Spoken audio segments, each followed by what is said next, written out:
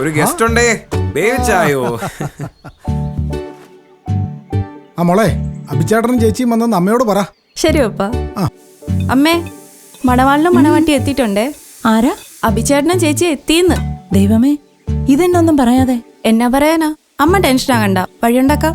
എന്തു വഴി? വർത്താനം പറഞ്ഞോണ്ടിരുന്നാ മതിയോ? ഫുഡ് കഴിക്കണ്ടേ? വാ, നമുക്കൊന്ന് കഴിക്കാം. ആ,